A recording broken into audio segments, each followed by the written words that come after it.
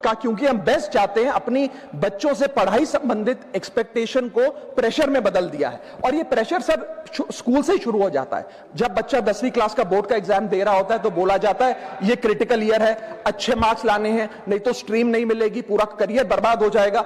12वीं क्लास में जाता है तो प्रेशर और बढ़ता है, बोला जाता है ये लाइफ का टर्निंग पॉइंट है, आगे की जिंदगी कैसे डिसाइड होगी।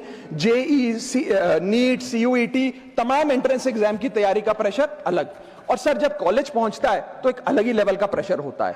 उसको बोला जाता है सीजीपीए ठीक रखो वरना प्लेसमेंट नहीं मिलेगी। ये पूरी लाइफ का सवाल है, करियर का सवाल है। हर स्टेज पर प्रेशर का सिलेबस बढ़ता जाता है, बढ़ता जाता है, बढ़ता जाता है। और ओवरऑल सर इंडिया में कंपटीशन बहुत फास्ट स्पीड पे बढ़ रहा है, लेकिन उसी के साथ साथ कंपैरिजन भी बहुत फास्ट स्पीड पे बढ़ रहा है। सबसे पहले जब बच्चा स्कूल जाता है तो अपने स्कूलमेट्स, क्लासमेट से कंपैरिजन होता है।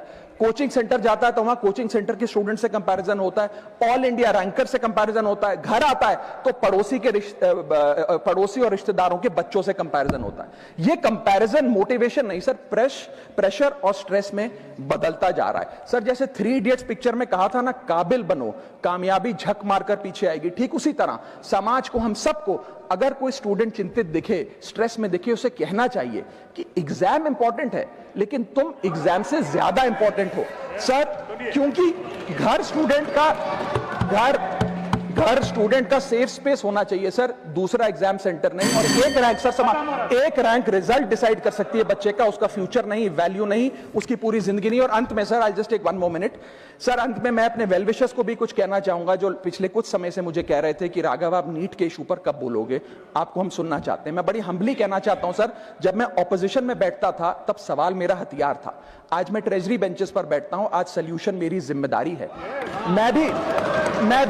मैं भी रोज कैमरे के सामने आकर साउंड बाइट दे सकता था, लेकिन मुझे हेडलाइन नहीं सर, मुझे आउटकम चाहिए। और जब मैं ऑपोजिशन में था तब मेरा काम इशू रेस करना और सवाल उठाना था, और पूरा सदन, और आप जानते हैं मैंने वो काम पूरी ईमानदारी से किया। लेकिन आज मेरा रोल कैमरा के सामने अटेंडेंस लगाने का नहीं है, मेरा role is, my focus is to fix the system.